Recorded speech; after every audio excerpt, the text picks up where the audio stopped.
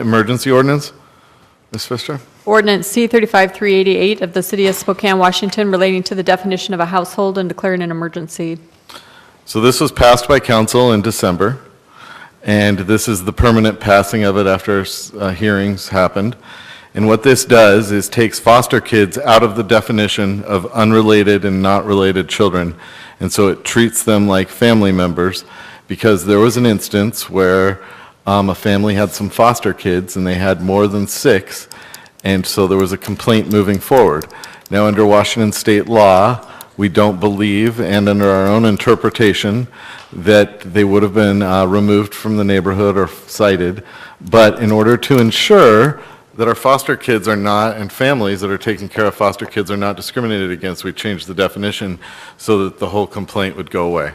And with that, we'll open up to public testimony. Mr. Valder? Nope. Alan McDowell.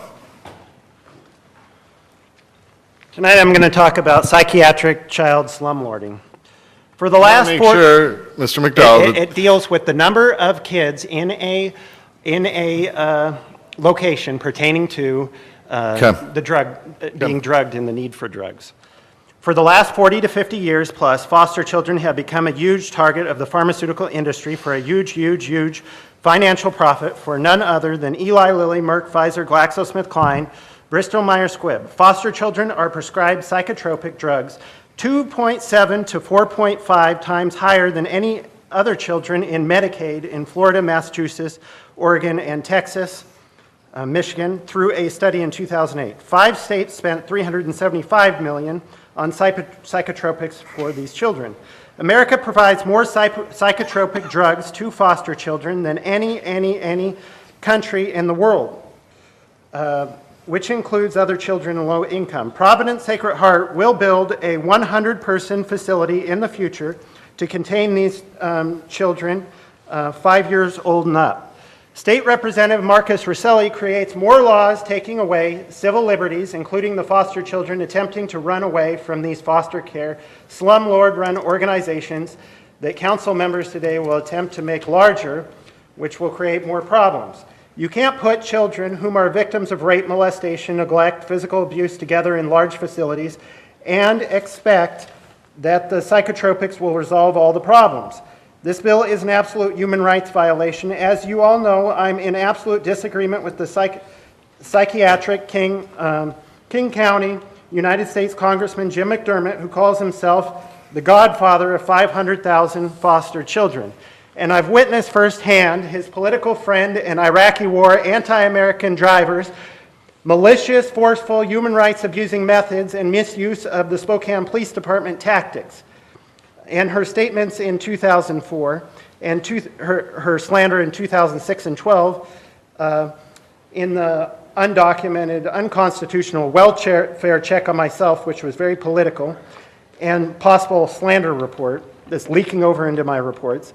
I wouldn't put a child in that children's hospital nurse's hands if my life depended on it. Keep the home small and provide proper services rather than large, which dope children into psychiatric low cognitive functioning states of mind, later to be drugged up in group homes in adulthood. Thank you for your time. and Sherry Barnett.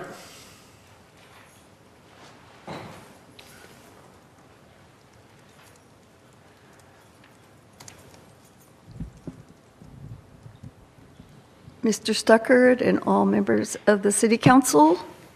You know, this may be a lesson in futility. Basically, I have heard of cities in the United States where people have numerous wives and or other persons that they list as part of their family, but they're not a legitimate family.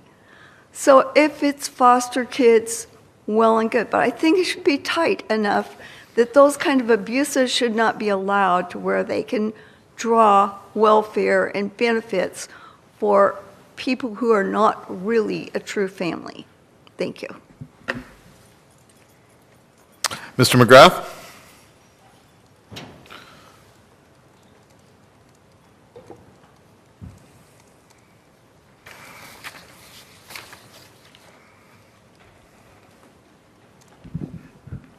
Council President, Council members, George McGrath. I find it kind of interesting that we're passing a law basically saying, hey, foster children are part of that family, even though we frequently read about and hear about foster children in foster homes who are mistreated.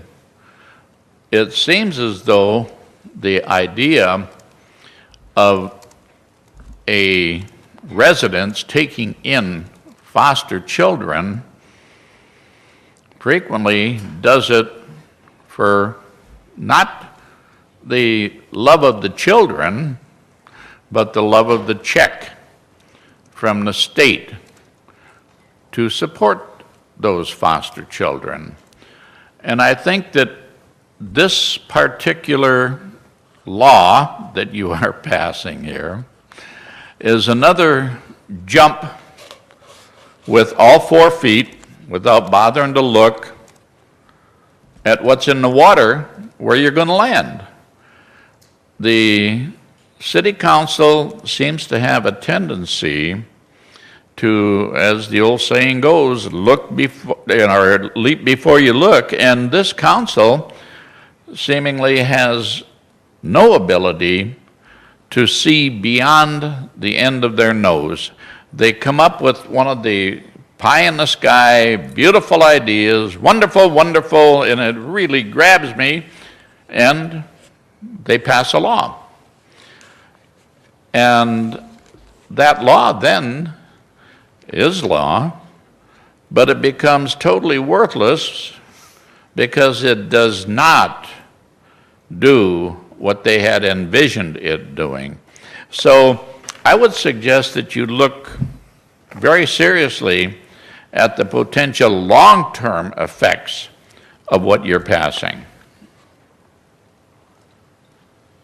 So the day after we passed it in December, the legal challenge to the family was dropped. It did precisely what this council wanted it to do, which was to get rid of the lawsuit on removing the family.